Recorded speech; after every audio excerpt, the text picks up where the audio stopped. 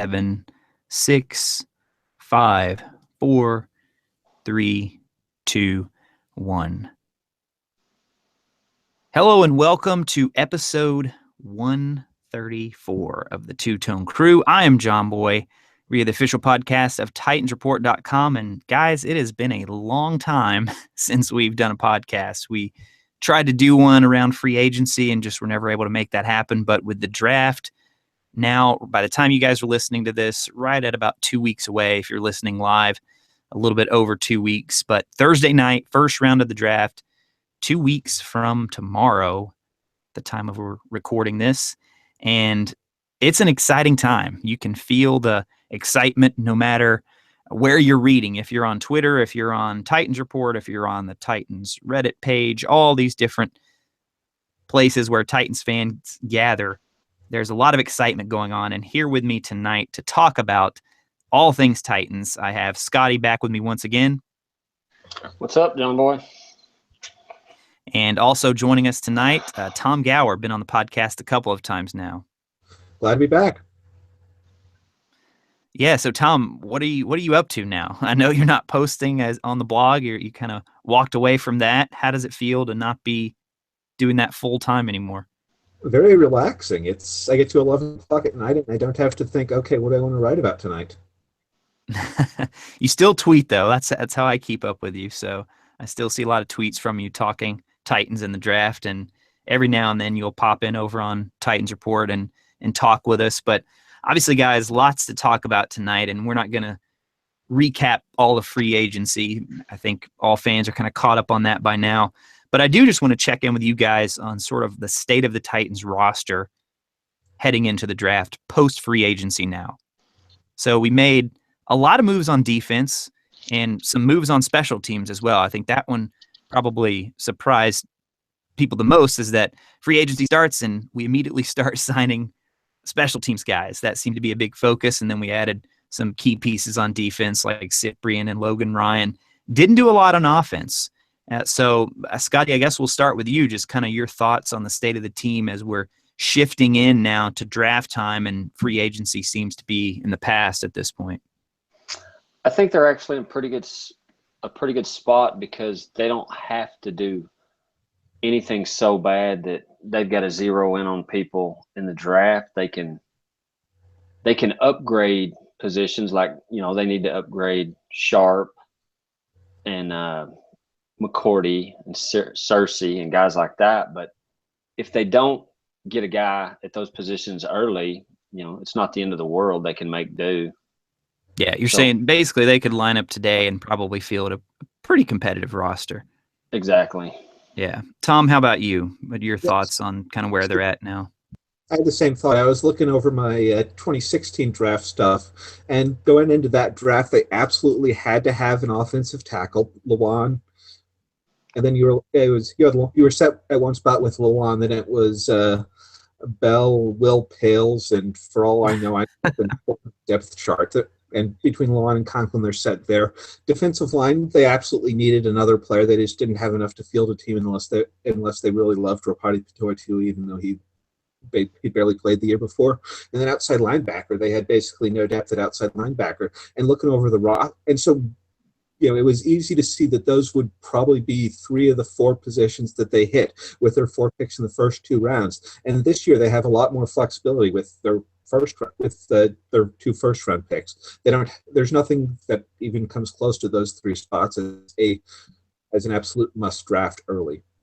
Yeah, I'm kind of on the same page there. I thought they're in a good spot here. Really, the only spot I was kind of surprised they didn't address in free agency is I thought they might add a veteran wide receiver, so that wouldn't be quite as pressing of a need. But then you got to consider that they're probably hoping Sharp's going to improve and Matthews had a solid season. So that, I think, will tie us directly into our main topic here, is kind of the biggest needs as we head into the draft. And from what you guys are just saying, they don't really have any huge needs. So I think they can kind of afford to go a number of different directions here early. Scotty and I were talking before we actually hit record. I don't recall a time in a Titans draft where I really have no idea how they're going to go at 5. I mean, there's aside from maybe running back and maybe an offensive tackle, there's really nothing that would surprise me at number 5. So they're in a position where they could go a lot of different areas. What do you think their biggest needs are? And I'll just kind of start that conversation off by talking about our official visitor list, which Tom, you and I and a couple of others over on Titans Report have been trying our best to keep that up to date. And if you're not familiar with that, every year teams are allowed 30 visits that they bring them into Tennessee, and this does not include local visits. So schools like MTSU and players who live in the Nashville area do not count. But so far we have 19 names on that list, 21 when you count the 2 local guys. But we've got about, like I said, 2 weeks to go. And last year, I think we only found out around 20, 21 names. So that the fact that we already have that many, it's going to be interesting to see the next 2 weeks how many more we find out. So just at a kind of a bird's eye view here, lots of wide receivers, lots of cornerbacks. Not a big surprise there, but let's run through the list here real quick. We've got quarterback Joshua Dobbs, which we kind of missed that one. That actually was reported a few weeks ago now. And then we go into tight end, O.J. Howard, no surprise there. Then we have several wide receivers, D'Angelo Yancey, Mike Williams, John Ross, Chris Godwin, and then maybe the best name in the draft. I'm not sure if I'm getting the first name right here, but I'm going to say DeMaurier Stringfellow is the last name. Love that name. Then we got a guard, Jordan Morgan. Then we go into linebackers, Hassan Reddick, Reuben Foster, Duke Riley, Jamal Adams, the safety. They've met with him. And now we start the cornerbacks, Marshawn Lattimore, Cam Sutton, Jamal Agnew, Garyon Conley, Dory Jackson, then defensive tackle Grover Stewart, and then, of course, out of Alabama, defensive end, most likely for us, Jonathan Allen, and the 2 local guys, Corn Elder. I was already thinking about the next name I was having to pronounce. Jeremy Cottrell, I believe is how it's pronounced, going by the MTSU pronunciation guide here. So not a huge surprise when you look at those names. At least, I don't know, maybe Dobbs is kind of a surprise for some people, but very wide receiver heavy, very cornerback heavy. So I'll let that kind of lead into our discussion about needs. And Scotty, is that kind of where you see the biggest needs? Yeah, those are the 2 biggest needs for sure. They have Sharp and Matthews, and Harry Douglas, who probably is going to have a hard time making the near roster. The end. Yeah, and cornerback, I think McCourty's probably in the same position as Harry Douglas. So they need bodies. They don't just need better players in those 2 positions. They also need bodies. They have no depth behind what they have. And I do think tight ends up there too, with Walker's age and nothing behind him. Losing Supernaw. Yeah. Tom, anything about those names jump out or surprise you so far? No, I'm curious about just how interested they are in a first-round corner, because Dick LeBeau's been in the league for 27 years as a head coach or defensive coordinator, and a team he's been on has never, ever, not once been a first-round pick on a cornerback. Mm. And then you look at John Robinson. We have 1 year of track record, but he came from New England. New England has Belichick has the only corner he's drafted in the first round in his time with the Patriots is Devin McCourty, and he's been a safety since like his 3rd year in the league. And outside of guys who've already shown they're premium players, they haven't really paid corners either. They see defensive back as a position where they're really able to coach up guys. But on the other hand, you really haven't seen Dick LeBeau play as much man as he did last year. So maybe they are interested in a Marshawn Lattimore or a Garyon Conley in the first round. That sort of change in valuation would be a reflection of the change in how they play defense and their overall philosophy. But it would be a sign of a change, and I'm just sort of not as willing as other people to accept that we know that there really has been a change. Yeah. I was going to point out, I do think they're changing, and I think they're going to have more cover corners.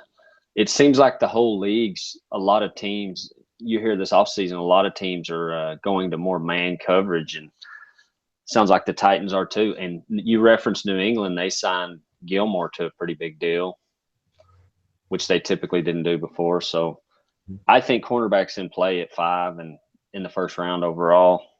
because Well, of that. the other thing is, if you look at their top four, between McCourty, LaShawn Sims, Logan Ryan, and Bryce McCain, I mean, that's arguably as good as they've been 1 through 4 since 2008, maybe. Yeah, that's how bad it's been, right? That's sort of a reflection of how bad the GMing has maybe been Yeah. the past few years. And I don't think they're quite as good 1 through 3 as they were in, say, 2011 with Finney, J Mac, and Werner. But I mean, if you look at 1 through 4, they're actually kind of okay for 2017. It's just a question of, do you really want a really good corner and somebody who could be your number one, maybe not this year, but next year? Or are you willing to say, you know what, we're not going to value that. This guy isn't going to be that much of a value. This is a really good class to be able to get a good player like Cam Sutton with one of the third round picks.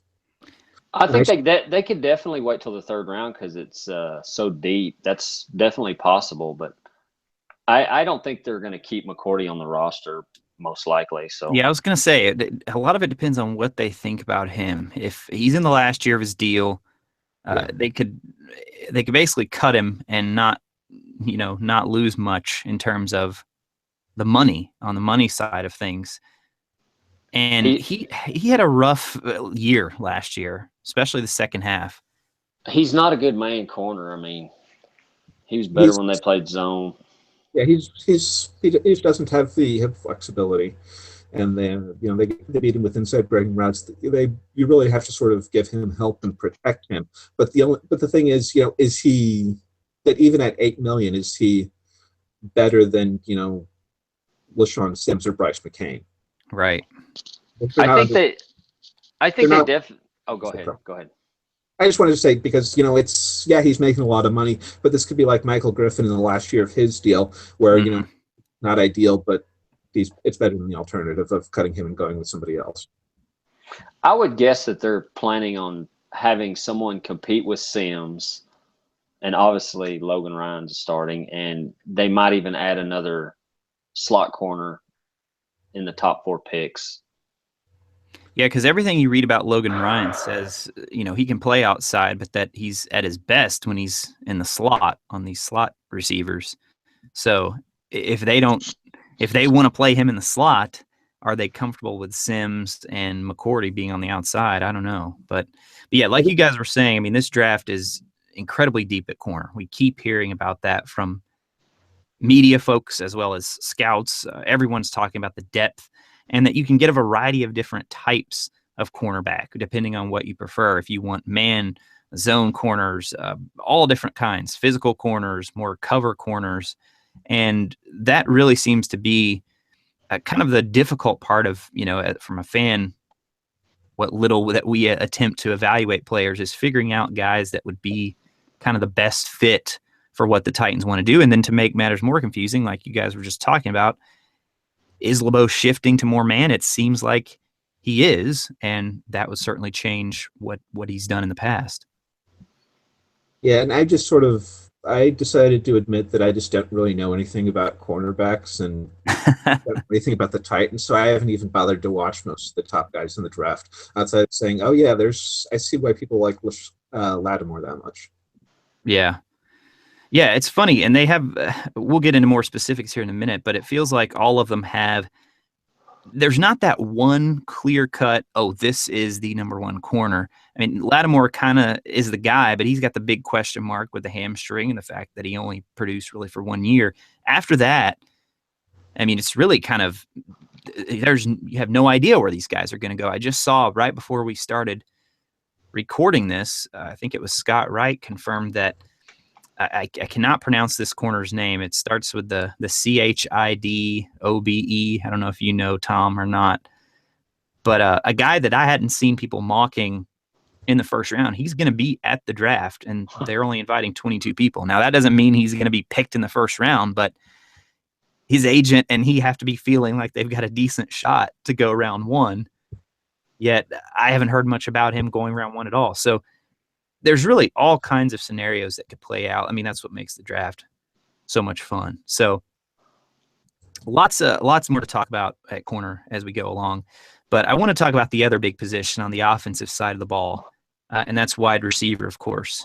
So Titans are in a spot where, like you guys were saying at the beginning, I mean, we could buy with the receivers we have next year. Now, I don't know that we would be all that great, but I think we would certainly like to add a wide receiver as much as they've talked about it. And I would even go as far to say they almost have to add at least one because we have no slot man right now, unless they feel comfortable with Douglas starting in that role or Sharp doing that some as well. But the big three that everyone's talking about, the big three wide receivers in this draft, Mike Williams, John Ross, and Corey Davis. Now, two of those three names the Titans have confirmed visits with. Mike Williams, we've heard apparently there's a lot of interest there with the Titans. Ian Rappaport said they had done significant work on him, and it doesn't surprise me that they've done significant work on him. To me, I think he's the least, the one that fits the least of those three on what we're looking for. So let's just talk about those three guys. And Tom, you were saying you haven't watched as much this year. I'm kind of the opposite this year. For the first time, we talk all the time on the podcast how we don't break down film. We just kind of comment on what everyone else is saying, and we read a lot. I think we all read a lot about what's going on. But this year, for the first time, in addition to reading and watching the highlights, I've actually watched a lot more of the breakdown videos this year where they show the cut-ups. Now, doesn't mean I have any idea what I'm talking about, but I have watched it much more closely than I have before. And all three of those guys, the receivers I just named, they all kind of have their strengths and weaknesses. I think they're different types of receivers, yet you could almost see how all of them, the Titans could fit them in. So who do you like the best at that group, Tom? And can you see the Titans taking any of them?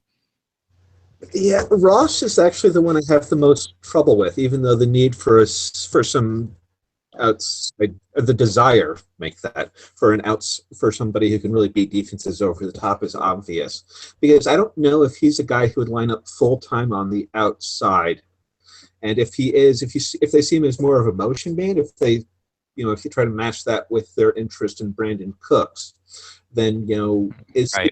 Is he the sort of physical player that they would like?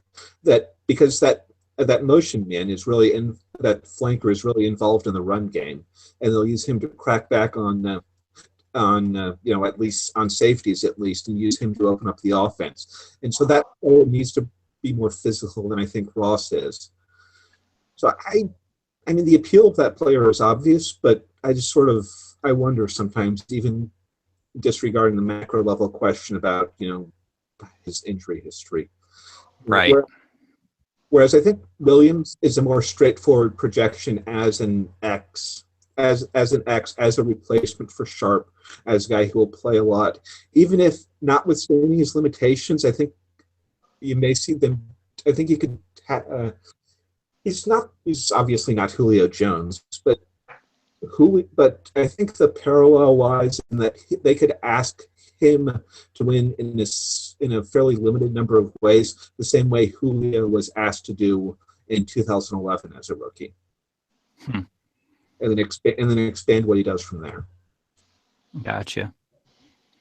Scotty, how about you? You have any strong preference for? I know you want to talk about a certain tight end from Alabama, but in terms of the wide receivers, how do you feel about these three guys? Well, I was going to bring up what Tom said, that it's the perfect match with Ross and Cooks, and they clearly tried to get Cooks. So, right. It's easy to see that Ross, however they planned on using Cooks, they could obviously slide Ross right in there, and he would do whatever they plan to do with Cooks. I don't know about Davis and Williams. I don't pretend to know which one of those guys is better, or Ross, but I just think it's interesting that Ross is a lot like Brandon Cooks. Right. Very easy parallel to draw there for sure. Yeah, if you read Titans Report, you know that I love Corey Davis. I identified him early on. I can't remember the poster on Titans Report who said, "Hey, you guys watch this video of this guy." And I watched it, and I thought, man, he looks great. And then I looked into him and read a little bit more about him. And just the more I read, he is from a personality, from a work ethic, from a off the field standpoint. He is everything that John Robinson has said that they want in players. He's got 4-year production, all-time record in yards. And I mean, he's a great player. The big concern with him is the fact that he didn't play against top competition, at least often. He's got a couple games you can go back and watch. I think he might be the most complete guy in that he can do a lot of different things. He's played in the slot. He can play on the outside. He's not quite as good at Mike Williams as going up and getting it, but he's shown that he can do that, and I think he's definitely faster than Mike Williams.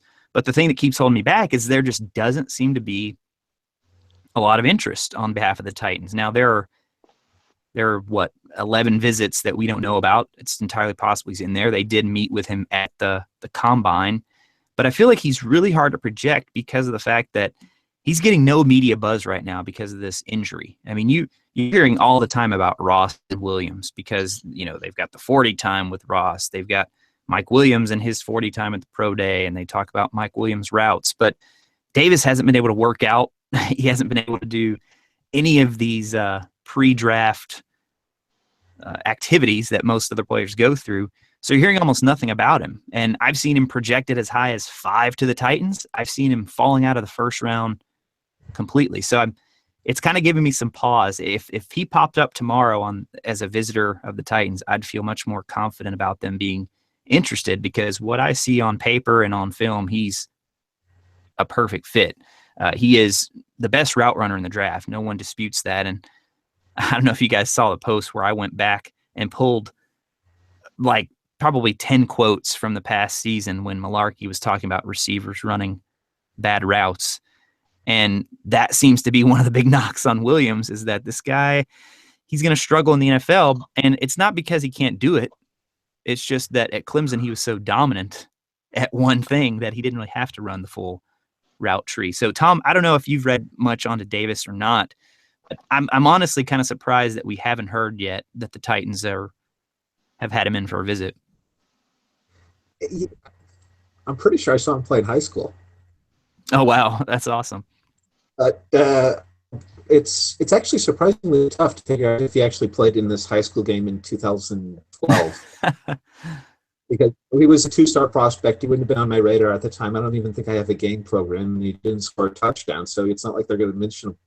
Yeah. Random played for Wheaton and that we played for Wheaton Warrenville South in the game I saw. But anyway, yeah, I see the appeal of Davis, but at the same time, why aren't we hearing more about this guy from the NFL? I agree. Yeah, I think That's there's definitely something going on. And and especially because there's a lot of uncertainty with the level of competition factor. The 2015 Ohio State game where he was going against, the cornerback, the Giants, Eli Apple. Apple, yeah. Apple and Paramount in that game. That doesn't scream to me first front pick, whether number 5 or 18 necessarily. And, it's sort of, you can't check the boxes that you can with Williams running the 40 at his pro day and cruising against Bam in the national championship game. So, I mean, yeah, I think I just don't know where he goes. And I don't know if, and I just have a lot of uncertainty about him. Yeah, real quick before you jump in there, Scotty, Davis only has 2 confirmed visits, which is really strange, like you were saying, for a guy that, I mean, we're just not hearing much about him from the NFL in general, and he only has 2 confirmed visits. And I can't really think of any reason an agent would hide those. If you want your prospect to be in demand. But yeah, he's only got 2 confirmed visits. I think the Browns and the Eagles are the only 2. The opposite of Davis, Mike Williams has had a lot of success against guys that are definitely going to be playing in the NFL too. Mm-hmm. Yep. I actually think Ross and Williams are more likely than Davis. I don't ask me why I believe that, but for some reason, I just don't think I could actually see Davis going a lot lower than people think. Yeah, I mean, Williams and Ross are certainly the 2 they've been linked to the most on the wide receiver front. And like you guys said, I mean, Williams, for all the critiques, I think you nailed it, Tom, when you said I think he's a bit of an easier projection. You know almost exactly what you're getting with him. And if he turns out to be an even better route runner and is able to run a full complement of routes, then even better. But like you guys are saying, I mean, he performed on the biggest stage against top competition. That really can't be denied. I mean, he's like all three of these guys, I think, are high character guys off the field. I think they're going to be definitely appeal to John Robinson. The interesting thing is will they take them at 5? And if not, then who falls down to 18? And I think that will lead us into the next guy that I know Scotty want to talk about, is the tight end O.J. Howard. Some people would say, forget these wide receivers. The best pass catcher, the best weapon in this draft out of a receiving position is the tight end from Alabama, O.J. Howard. And there's a case to be made there. I mean, physically, I don't think anyone can deny the physical ability of O.J. Howard. The question is, the production, then how does he fit with the Titans? And Scotty, I know you think he fits very well with what they would want to do. Oh, yeah, absolutely. The only problem with Howard is, just like the receivers, is 5 too high to draft him, and he's probably not lasting to 18. So that's the only problem. Otherwise, I mean, he's the perfect tight end in the Titans scheme, and to replace Walker in a year or two, and to even play in the 2 tight end sets this year. Yeah, I don't feel like they would take him at 5, but I will say that outside of Titans Report, I don't feel like people are talking about tight end enough for the Titans. It's very rarely mentioned as a potential need at all. And I mean, to be fair, Malarkey's kind of downplayed it. He's saying Supernall is going to play more this year to kind of fill the Fasano role, and he doesn't seem to be worried about Delanie Walker. But I think behind the scenes, you got to be planning ahead. I know Robinson is. The question, Tom, and I think you and I've seen you talk about this on Twitter a couple of times, is that do you want to draft that guy at 5 or even 18 when you have such a deep tight end draft? Well, it's more than just that. It's, I don't think they're as interested in an all-around tight end as people think. Malarkey has tended to concentrate his targets in the passing game. He targets 3 players, and we figure, okay, Walker's going to be one of those players. Matthews is going to be one of those players, and if they draft if they add a marquee wide receiver, then that wide receiver is one of those 3 players. Right. And if you look at his number 2 tight end, he's been an offensive coordinator or head coach for a long time, and his number 2 tight end has never had more than 19 targets in a season. So if the Titans draft Howard in the first round, I don't think he catches many passes as a rookie unless Malarkey is changing what he's done his entire career. And so I think if you want to say, it would be a tough sell to say, okay, here's a guy here's a guy retaining at number 5. He'll catch 14 passes for 170 yards and 1 touchdown as a rookie, and he'll spend almost all of his time blocking. When you can get a guy like George Sprinkle or George Kittle in the 4th round, who can be the blocker that you need as a rookie, and then if you want to replace Delanie Walker's role as a receiving tight end, then that's something that you can easily put off until 2018. Or Malarkey hasn't even necessarily thrown the ball to a tight end. Justin Peele had like 20 targets all season.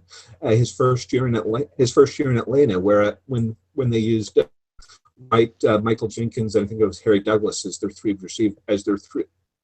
all wide receivers, as their heavily targeted players. So I think in some respects, tight end is maybe the top need for for this season, but that may just be a 300 snap player who blocks a lot. I don't, and maybe you do draft Howard because to just be a blocker his first year and replace Delanie Walker next year. But I mean, I think there's a more efficient allocation of resources. If they draft Howard, though, I mean, they're drafting him for 8 to 10 years, and he's going to be the primary pass-catching tight end most of his career. So I don't think that would matter much that he wouldn't get many targets as a rookie. Whoever they draft at wide receiver may not get, a ton of targets as a rookie either. If they're drafting a wide receiver, early, then that player will be playing 800 plus snaps, and Tajay Sharp will be playing a much smaller number of snaps. Yeah, that's probably what's going to happen. But with rookies, it's not always what happens. I mean, I don't think who they draft at 5 is necessarily going to play a ton of snaps. If it's a wide receiver, and he doesn't play 100, and he doesn't play at least 800 snaps, there's something wrong. And if they don't think he's ready to play 800 snaps as a rookie, they won't draft him. That's probably true. Yeah. So we have one thing I don't think we've mentioned much yet is the possibility of a trade down. So a lot of this we're talking about, well, maybe this is too early at 5 for this guy. Jon Robinson, yet again, has made it no secret that he would love to trade down. We don't have a second-round pick right now. We've got number 5 and number 18, then 2 in the third round, but nothing in the second round. He has said on multiple occasions he'd love to trade down. Mike Keith, a guy who is very well connected, we know, with the Titans, has suggested he believes they're going to trade down from both 5 and 18.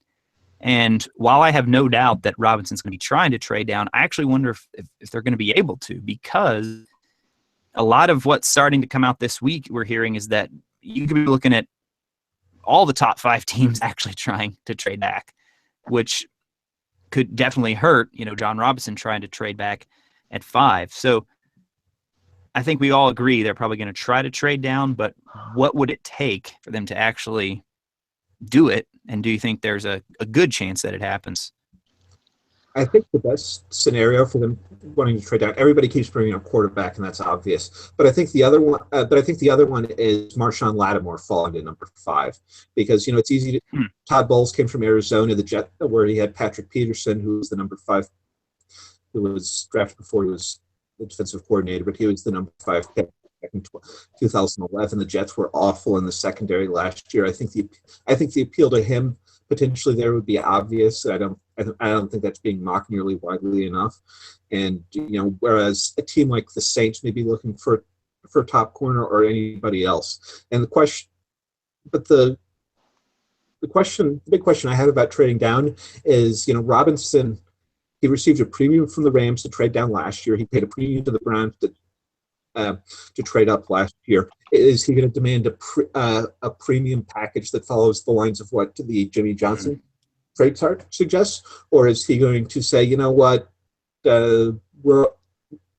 we think we can, we want Davis or Williams. We think we could get him at number 11 if we trade back with New Orleans, and gives a relatively modest compensation, say the second round pick, or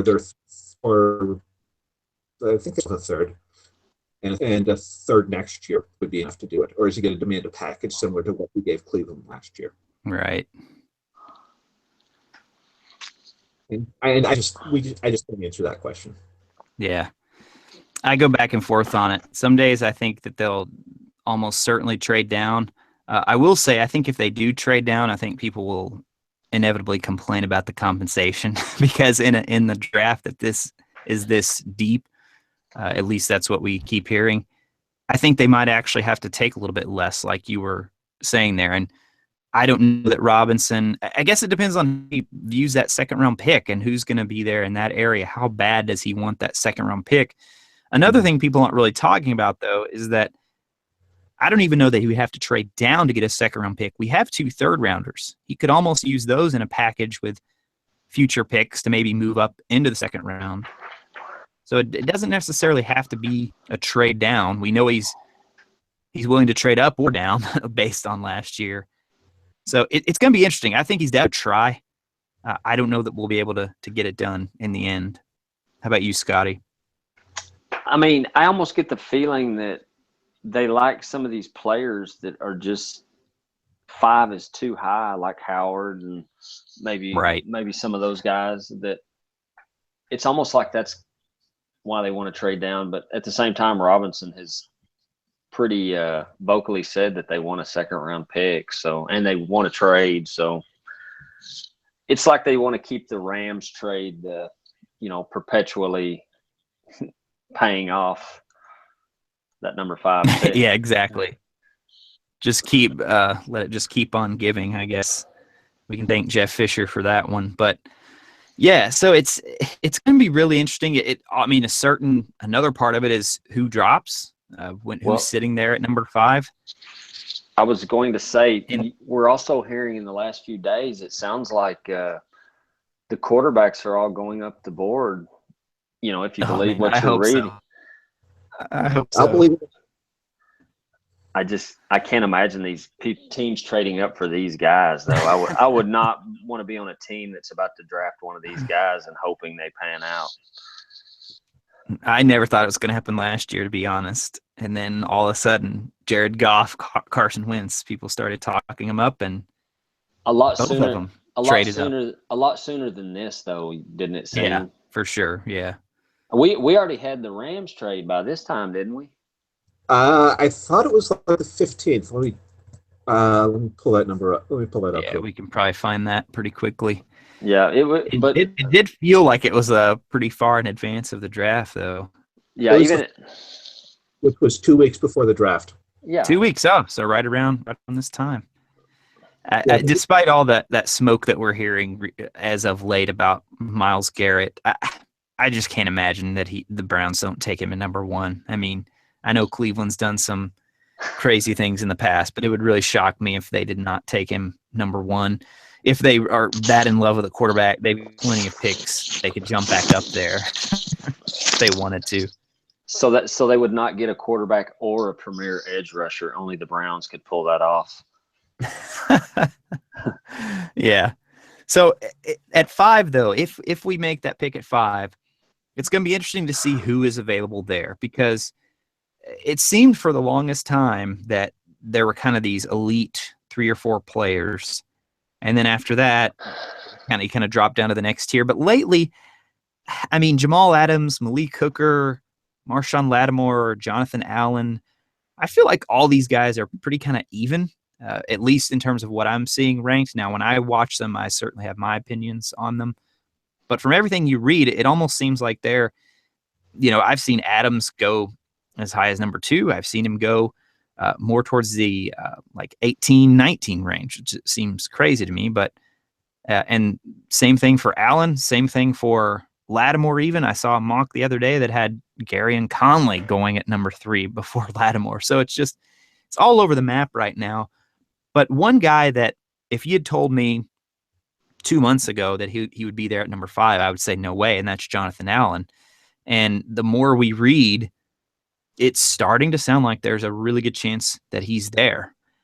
And he has won every poll that we've done over on Titans Report. We've done multiple fan voting polls for who would you pick and who do you believe the Titans will pick. He's won every poll. And honestly, it kind of surprises me because 2 months ago, I was really high on him. And then I read a lot more about him. I watched a lot more about him. And I said this on Titans Report. I think he's a little overrated. I think he's a really good player. I don't think he's a top 5 guy. And I'm just not sure how he fits. I mean, LeBeau loves these huge defensive ends. And Jonathan Allen was a guy who started out, I think, as a linebacker. And then they had to convert him. He put on some more weight. And eventually they moved him to the D-line. He only weighs... There's no way that can be right. Let me look at the NFL.com when he weighed in. Yeah, so they list him at 286. Daquan Jones is 317. I mean, LeBeau likes these big, huge defensive ends there in the 3-4. So, I mean, I think he's a good player. I don't know that I would take him at number 5, to be honest. Tom, how do you feel about Allen? I don't think they take a defensive lineman in the draft. I think they're full up on the defensive line. I think they have too many bodies. Wow. Okay. Because if you look at it, I'll try to keep. Let me keep myself to 2 minutes on this one. Go for it. Okay, if you look at it, they keep 5 defensive linemen active. That's been a long time Dick LeBeau thing. They had 5 active most games last year. So if you look at it and you figure mock it out at 2,500 total snaps, Jarrell Casey's going to play a lot. He's going to play, about 70% of the time. I mean, but he could probably play even more than that. So they played Daquan Jones. He had 675 snaps last year. So yeah, so you look at those two guys. You have 1,100 snaps to distribute among the other three players. They paid. They gave Sylvester Williams that much money in free agency. So pretty confident he's a big role. He's going to So play. pencil him in for 500 snaps.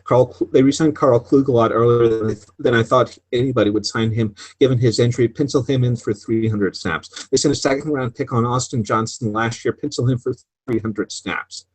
And the position group is completely filled up with no room that I see right now for Angelo Blackson, for Mehdi Abdessamad, or for Antoine Woods, who various people are high on, and I don't really know how much the Titans like him. I don't think they're that high on Blackson, and Woods would have to beat out Johnson for a role. So if you're looking at drafting Allen, he's going to completely displace probably one of those.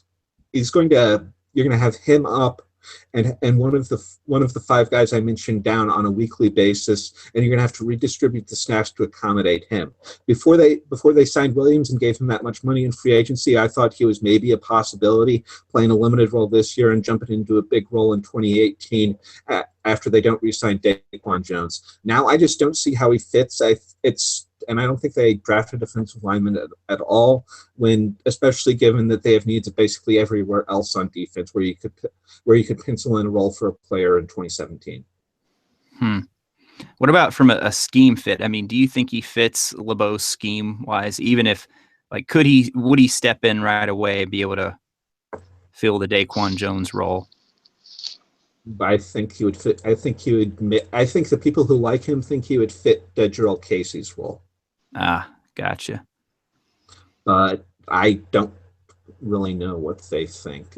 I struggle like you. I struggle with Allen the more I watch him. Yeah, I mean, when I read a lot about him, I was expecting to see this, like almost a Leonard Williams type player, and I think I would have Leonard Williams rated quite a bit higher than what I saw with Allen. Everybody I read, I mean, raves about the guy. And then I actually went and watched him. And yeah, he looks like a solid player. He's good against the run. Every now and then he'll make a good play to rush the passer, but his pass rushing moves to me look like they need a lot of work. And if you haven't really watched Allen, just go and watch the cut-ups. Watch him in relation to the rest of the Alabama offensive line. One thing that immediately jumped out to me, he's almost always the last guy to move. And there are other guys on Titans Report who went back and watched who will back me up on this. His first step is very slow.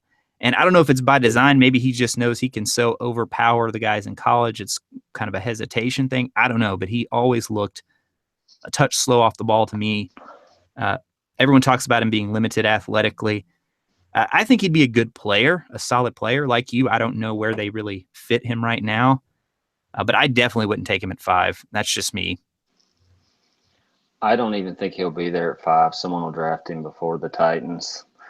The Titans play more of a one-gapping scheme as opposed to what LeBeau used to do with the Steelers, where he had these big guys absorbing blocks. So I don't think that's a concern. And as far as making a roster spot, I mean, he could easily keep Carl Klug off the roster. I mean, there's nothing better for a defense than inside pressure. And all the scouts and everyone I hear say that he's going to definitely be a disruptor inside. So nothing affects a quarterback. Tom Brady and these guys, Peyton Manning, when you get inside pressure on these guys, that's how you beat them. And Jonathan Allen seems to be the kind of guy that could do that. Him and Casey inside and Arapko and Morgan on the outside sounds pretty good to me. I'll take it. If they did take him, Tom, could you see them maybe trading one of those other guys, or are they not going to get anything out of them? Because if he's a clear upgrade, if they feel he's a clear upgrade, then maybe like Scotty says, one of those other guys just doesn't end up making the roster. You want a 5th round pick, a 5th or 6th round pick for Daquan Jones? And, Allen didn't test that athletic. Right. Test combine. Yeah. For other defensive. And so, I mean. I don't think Jarrell Casey did either, really. Did he? Uh, I I mean, think that was I one of his knocks too. He's supposedly a technician and really good with his hands and stuff like that. But I listen to Fran Duffy, who's a real scout. They seem to think he's going to be a very good inside pass rusher and perennial Pro Bowler. They think it. I don't know. I don't know myself, but if they think it, there's got to be something behind it. Nick Saban raves about the guy. Says he's one of the best players that he's ever coached. yeah, I mean, I agree with you. I'm not sure he's there at 5. I would be I would be pretty surprised if the Titans take him. I just don't think you worry about guys like Jones and Klug when you're talking about getting a guy like if he's as good as advertised. If they feel, you're going to find a spot for him. Yeah, if they agree that he's a really premium player, then they'll find a spot for him. I guess part of the argument that I'm making is, I'm not convinced that he's that premium of a player that they'd feel the need to create a spot for him. I mean, how they rank him, I have no idea, and whether he's worthy of that, I don't pretend to know. But we're going by what the experts say on all this stuff anyway. So yeah, I feel like he'd be the Rustin Webster pick just because they think he's really good, and they'll figure out how to find a spot for him later. Whereas J-Rock has talked several times about the importance of fitting players onto roles, and say rather than sort of freeform evaluations of he's a good player, he's not a good player. Best guard since Hutchinson, right? One last thing. Malarkey did complain a little bit about how many snaps Casey played, so it might even help rest Casey more. They thought he was playing too many snaps early in the season, so I mean, go ahead. Sorry, it was. I mean, 70. Yeah, you see, generally top defensive linemen play more than 70% of the snaps, so I'm sort of trying to add into my calculations. All right, so if you look at the safety position, when we were talking about that, it made me think about safety because there's kind of a similar argument there. There's a guy sitting there that some people think is elite in Jamal Adams. From what I've watched, I really love what I'm seeing on tape. He may not even be there at 5 either. But if he's there, he kind of almost, people look at him and say he would fill that Cyprien role. Do they take him there after they just signed Cyprien? And we know they're pretty high on Byard. I will say they did play a lot of 3 safety looks last year. And again, from a character perspective, Jamal Adams is 1,000% the type of player John Robinson wants on this team. And he is a versatile guy. He's, along with Davis, he's probably the guy that I just love. I think if we hadn't signed Cyprien, it would almost be a no-brainer for them to take Jamal Adams if he's there at 5. But the fact that we did sign Cyprien certainly throws a little bit of a wrench into that. I don't think you pass on him. Kind of like Allen, if you feel he's elite, even though you just signed Cyprien, I would still take Adams because I think he's versatile, almost like Byard. He can play close to the line. He can play out in coverage too. He doesn't have to play up close to the line all the time. You look at what he did his last season at LSU, they had him playing really close to the line. But the year before that, he played a little bit of a different role. He had more interceptions that year. So I think he can do it all. I mean, his comparison is Eric Berry a lot of times. I don't know that he's going to be that good, but if you feel he's going to be that good, then I really hope that they wouldn't pass on him just because they signed Cyprien and are high on a 3rd-round pick from a year ago. So, and we don't really know what they're planning to do at safety. I know, Tom, you've done a lot of breakdowns on kind of the rotation that they had last year. We almost can be certain that they're going to have to add another safety because they've got Byard and then they've got Cyprien that they signed. But after that, we haven't re-signed Rashad Johnson and we haven't re-signed Stafford. If they're going to even rotate them at all, we have to add another safety at some point. Couple things to react to. Number one, I could see them drafting either Adams or Malik Hooker, and couple days ago on Twitter, I said, any pick at number 5 other than a wide receiver will really I saw that. about what the Titans value. And I totally agree. And because we don't really know what they think of Byer. Do they see him as a box guy, or do they see him more as a single high safety like he played at MTSU? And if they draft, it definitely means that Byard is more of a box guy, Hooker's elite over the top player, and that's their 3 safety package. If they draft Adams, it means they definitely see Byard as a guy who can play single safety, and say man free cover one sets. And number 2, it would also tell us they need to play a lot more safety looks, including against where the offense has in 12%, they have 2 tight ends and 2 wide receivers on the field. And they tell us they may not have that high a need for an outside linebacker, for a cover linebacker to replace Sean Spence. And they're saying, okay, Wesley Woodyard can play situationally, and then we'll play mostly dime when the offense goes to 3 wide receiver sets. So, I mean, they could plausibly tell us any of those, and we're just speculating. And and I think it probably makes more sense to say, okay, if they draft him, then that means this. Whereas if they draft this other guy, then they're telling us this other thing. Yeah, I'm right there with Tom. I saw Greg Cassell say the league played 3 receivers and a tight end 70% of the time. So I think another safety is really taking the role of the inside linebacker on passing downs, or almost base really with the 70% stat. And that was a huge weakness last year. I mean, we saw the Colts and these other teams just kill them between the hash marks with the tight ends and the backs and stuff. So and with Ryan and Cyprian, they've really concentrated on upgrading that area. Yes, exactly. Inside the hash marks, getting off the field on 3rd down, that's something Robinson talked about.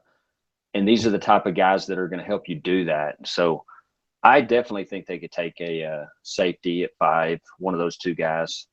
And there's plenty of room for all 3 of them. Yeah. If Adams is there, I really like him. I like him a lot. I hope he's the guy. I don't know how much you've read about him, Scotty, or looked into him. Oh, I think he's the safest guy they could take at 5. That's a realistic option.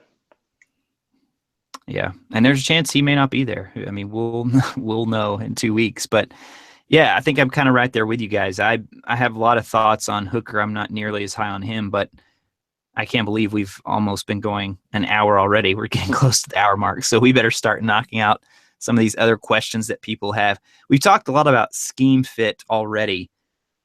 Let's talk about just kind of quick hits here. Some other guys that people are that could go early and how they would fit. Solomon Thomas, Tom, and then Scotty, I'll ask you about Derek Barnett. So, Tom, how do you feel that Thomas would or would not fit if he's there at 5 with the Titans? My guess is they might see him as an outside linebacker. I haven't really looked at him as an outside linebacker and how he'd really fit. So, I mean, I assume he's going to be off the board, and he played so much interior defensive line that I just can't evaluate those guys as outside linebackers. Yeah, I'm kind of in the same boat. I mean, he seems like you like what you see on paper, but it would be such a projection to what they would have him do here. What about Barnett, Scotty? Or yeah, you can just comment on Thomas too if you want. I just think Thomas is definitely an inside rusher, like from defensive tackle. I just can't see that guy playing outside linebacker. He's another one of those too, where the size, I don't know that he's what LeBeau looks for without, making some. He's 273, so yeah, I don't know, but yeah, I think he's an outside linebacker. Barnett is Derek Morgan 2.0. Barnett, I mean, I like him. His workout numbers and stuff seem to not be very high, but he produces, and he's an outside rusher, and you can't get enough of those guys either. He's Derek Morgan 2.0. Good all-around player, better off as a complimentary rusher. Should career will probably be between the 10th and 30th best player in the draft, and I'll be surprised if he's top 10 He or the top he 30. did produce more than Morgan though.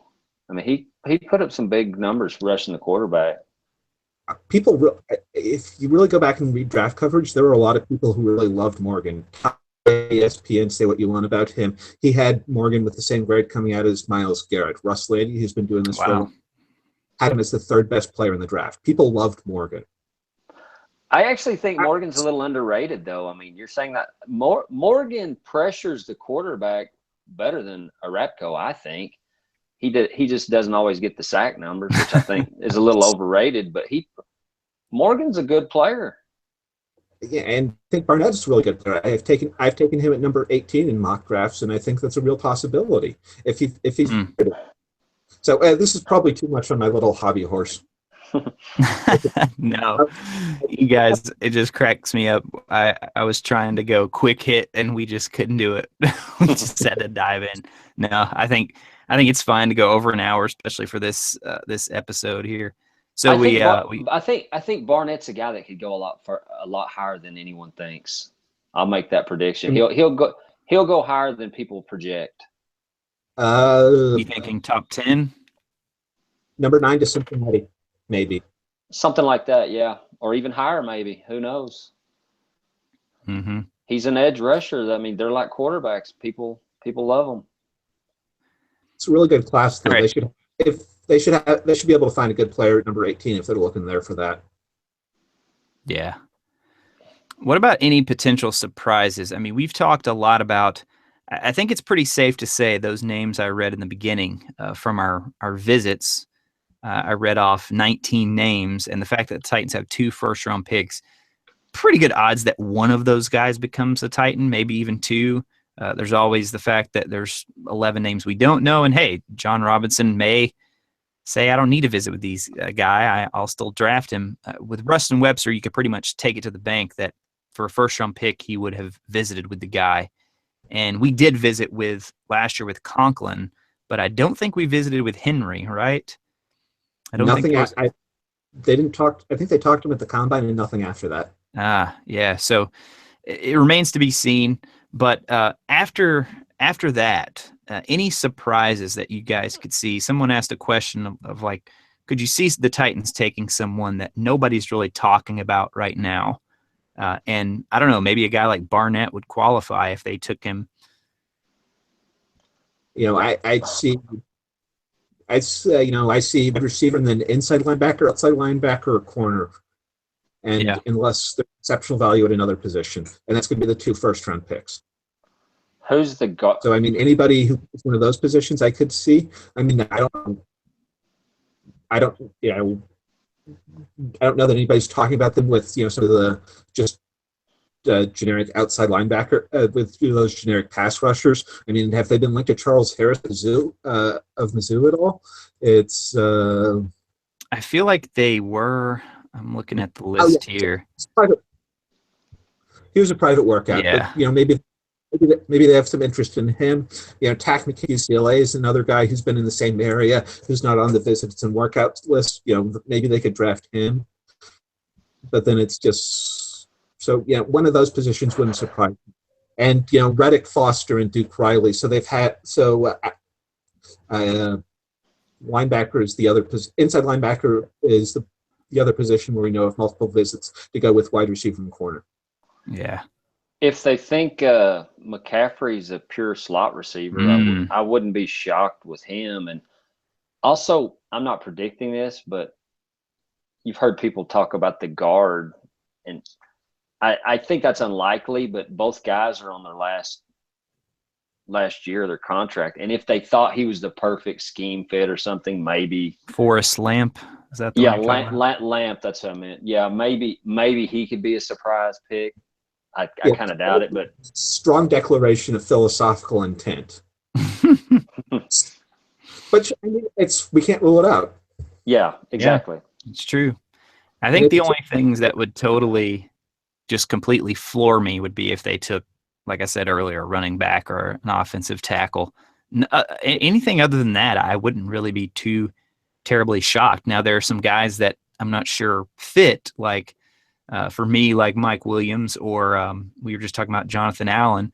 But if the Titans draft him, then that means they think they fit. So I would certainly feel, if the Titans draft Mike Williams, I would certainly feel much better about it because obviously they think he fits.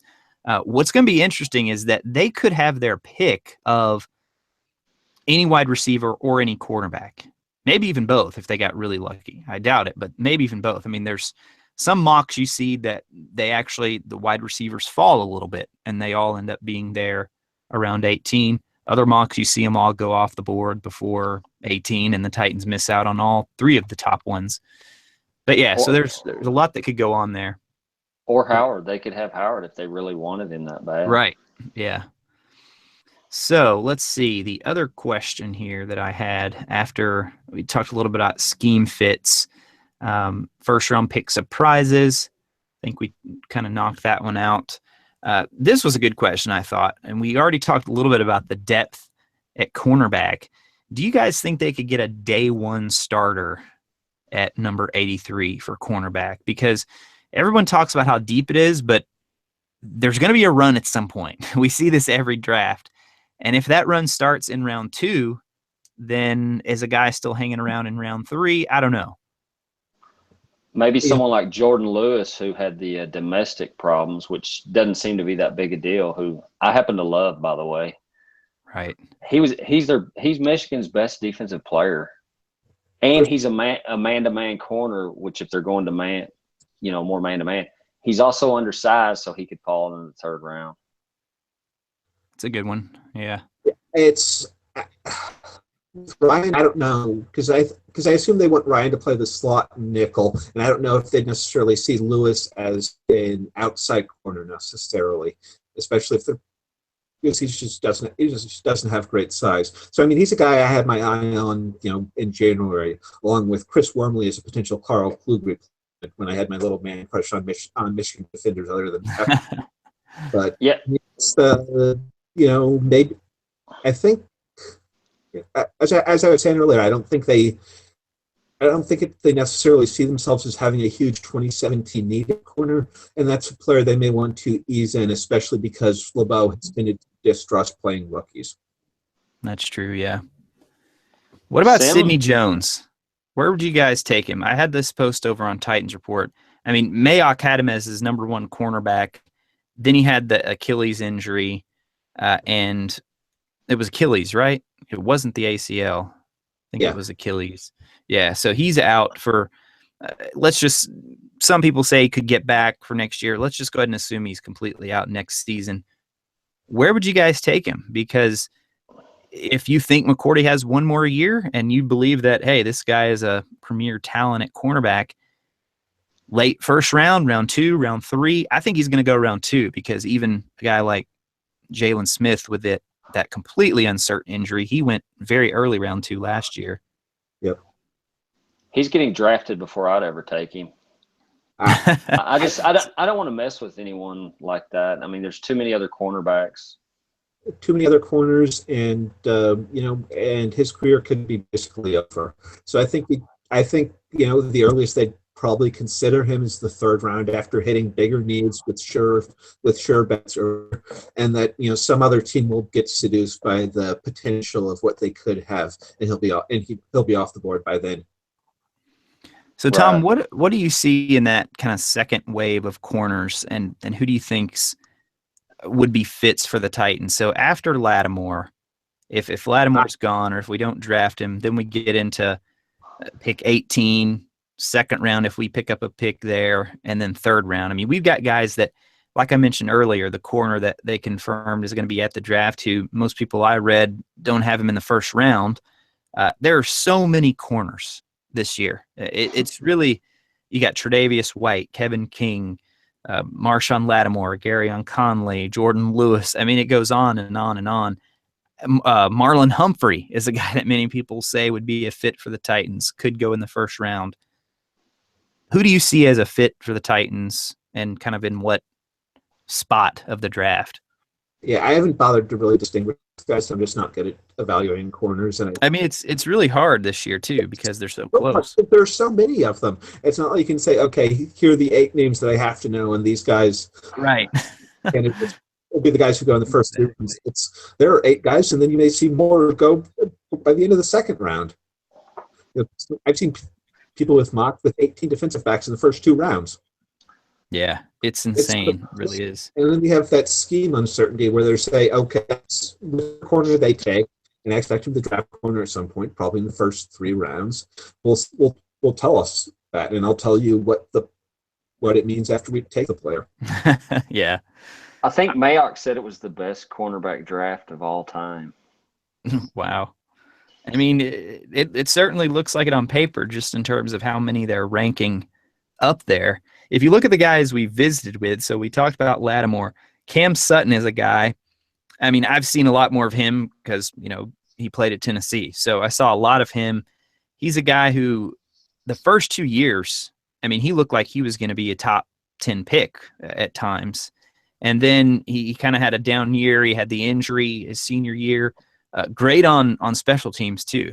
I could definitely see him as being a candidate for a guy who could, really put it all together in the NFL, maybe somewhere in the 3rd round there. Adoree Jackson, we just got confirmation of him visiting today. He's a guy they could plug in right away on special teams and let that guy go crazy. But he's a little undersized too, so I don't know if they'd be comfortable with him on outside. My guess is people will love the athlete enough that he won't be there in the 3rd round, and he's not a first-round corner based on what he did in coverage. He gambles a lot. He's an extremely risky player, and I just don't see the Titans taking that high variance of player in the 1st round.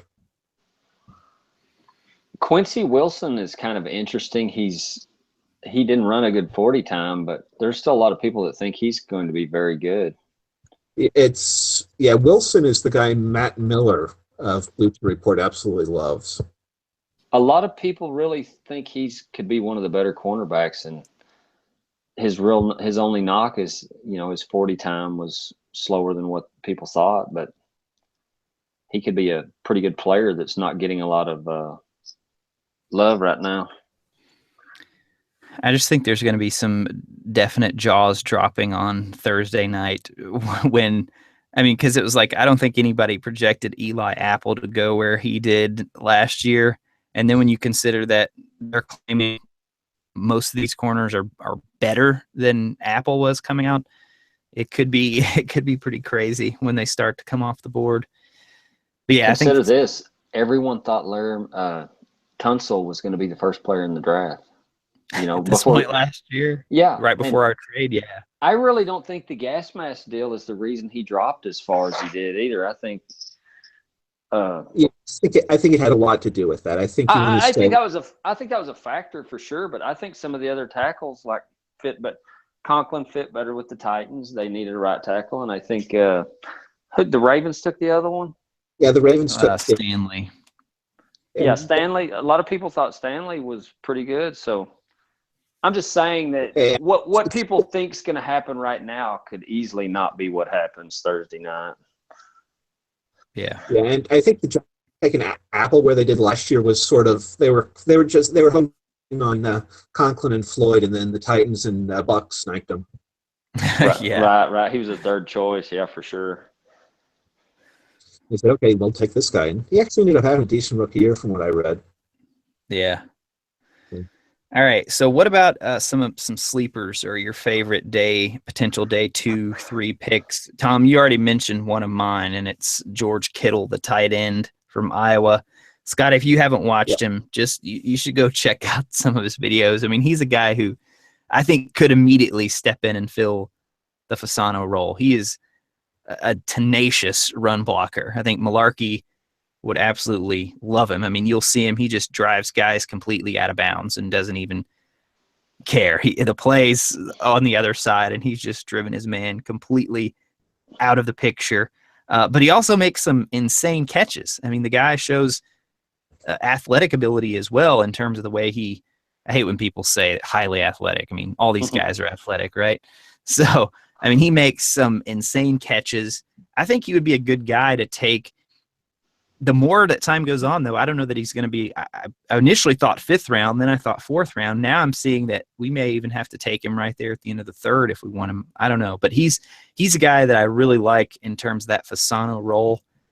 And I don't know off the top of my head, but I looked at their, kind of height, weight breakdown, the little draft profile page where you can see all their measurables, and he is so close to Fasano in many areas. So he would be one of my pick. I don't know that he's much of a sleeper anymore, but for a day 2, day 3 guy, I like him.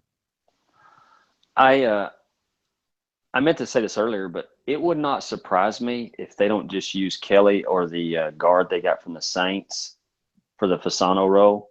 Because like Tom said, I mean, they don't throw the ball to that guy anyway, so I don't see that it's a huge deal.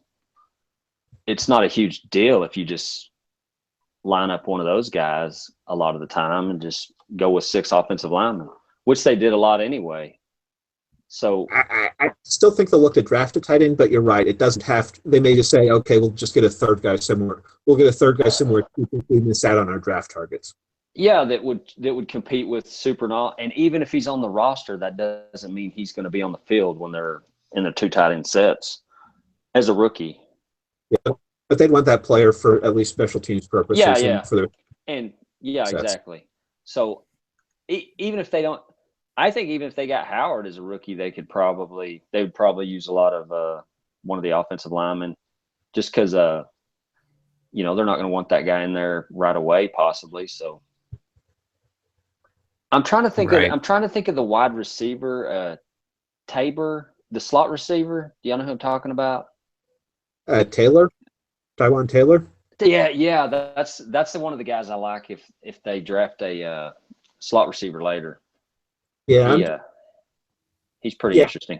Yes, we got that quote from Malarkey about him preferring bigger players, and I don't know if if that means they want a big slot along the lines of a Jordan Matthews, just to name a guy who's familiar for his role.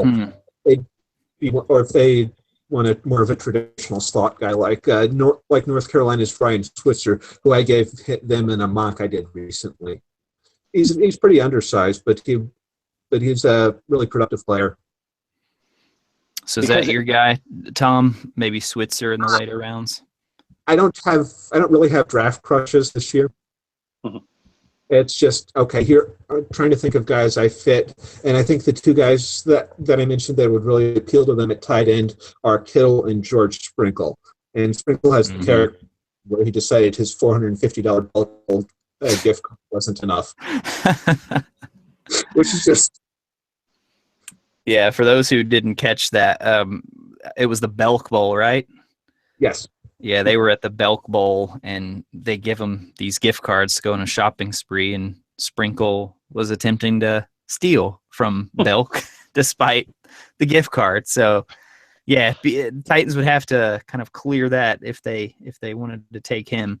But, yeah, so to kind of close out here, as we've already went over an hour at this point, and I think I know how this is going to go because I don't know that any of us are ready to give a definitive pick here, but just how are you leaning right now if you had to make a choice today on those first-round picks, even if it's not a specific player? Do you think it's cornerback, wide receiver, cornerback? Do you think it's trade down? How are you kind of feeling here 2 weeks out? Man, it's so tough to say because we don't really know the first 4 picks, and it seems like all the positions they need are also positions they could get later in the draft. You know what I mean? So it makes it really hard to predict who they're going to take. And I would say Lattimore if he didn't have all the concerns. I think Lattimore would be the safest guy to guess. How about you, Tom? I think they watched the tape last year. They'd have a hard time going into next year with the same top receivers, and they can't rely on one of the top 3 receivers being there at number 18. So it sucks, but like they had to go up to number 8 to get Conklin last year, they'll have to take a receiver at 5 just to improve the team. Interesting. And then 18 is best available defensive player. I think there's a better chance they take Howard at 5 than one of the receivers myself, but we'll see. Right now, if I had to predict, I would say trade down and then take a receiver, whoever the top one on their board is. I'm like Tom, and just that going back and reading all those quotes and the fact that we did nothing, or maybe Howard too, but the fact that we did nothing to address that at all in free agency. Not even a guy that you could say, well, they signed him, he might be, a fill-in for slot. No, I mean, they just did next to nothing on the offensive side of the ball. So I think you have to get a receiver early. I don't know. We got 2 weeks to hopefully learn a few more of the visits. I still think Davis is the best fit, but they seem to be showing far more interested in Mike Williams and John Ross. If they do trade down, though, they run the risk of not getting their pick. So it might be a guy that, Buffalo's a definite possibility for Howard at 10 or a wide receiver there at 10. Some talk that Cincinnati at 9 may even go a receiver to play opposite A.J. Green. So if you do trade down, it's kind of like you said, Tom, do you want to run that risk of missing out on your guy, just even if you don't think the value's completely there at number 5 yet? I think that's what they're kind of weighing right now. And then at 18, I would say best defensive player. I don't know that it would be a cornerback. Maybe a guy like Reddick's there at 18 still, or let's see, who is the other linebacker that they Foster. Foster's an interesting one. We haven't really talked about him much. I know we're kind of closing out here. On the field, I love everything I see with Foster, but the more I read, there's a lot of just this off the field stuff coming out that definitely makes you be concerned about him and wonder if John Robinson would draft a guy like that. You talked, Tom, about how this draft is really going to tell us, if they don't take wide receiver, it's going to tell us a lot of things. It's going to be really interesting to me if they take a Marshawn Lattimore, a Malik Hooker, a Reuben Foster, because all three of those guys kind of have something that, in the case of Hooker and Lattimore, not really an off-the-field concern, but it would go against some of what J-Rob talked about last season about, he doesn't really want guys that are one-year wonders. He wants guys who have, multiple years of production. Does he back out on that after 1 year, or does he just think the talent is so high that he takes one of those guys? Because if Foster's there at 18, man, even with the character concerns, that would be really hard to pass up on him there. But maybe a guy like Reddick, or if they really love one of the corners left, I could see them at 18 as well. But I think they're going receiver for sure with one of those 2 first-round picks. I don't know if you guys have any additional thoughts on that, or if we should just close it out here. Receiver is a very good guess for one of the 2 picks. They definitely need one. They need to draft 2 receivers, honestly. They do. Yeah, we got to have somebody play slot too. Unless they feel that Sharp can do that. I'm not sure that he can. I don't think he did much of that in college. I think he did a very little bit, if I remember from when I looked back. But, all right. Yeah, go ahead. I do think they need 2 receivers. It would be a hard time to see them go into camp with the number of, let's say they draft Williams at 5. Then your top 5 would be probably Williams, Matthews, Douglas, Sharp, and then you're looking at, if one of those guys gets hurt or you have a problem, you're looking at Trey McBride and basically nothing else. Mm-hmm. Yeah. Because Williams is just a special teamer. I think they'd like Douglas not to be on the roster too. That as well. I could definitely see that. And the other thing we didn't talk about, I think I forgot to mention when we were talking about safeties earlier, I'm sure somebody will point out, is Cersei was the guy I was forgetting about. So we do still have him on the roster as well. Yeah, I think what they could do with Cersei is they can make him the backup at both free safety and strong safety. Since they showed last year, they were willing to play him as the single high. Yeah, exactly. And then Trowick has a limited role on. And Trowick, the special teamer they signed from Oakland, he played a little bit of defense, so you can count on him to play a little bit of defense.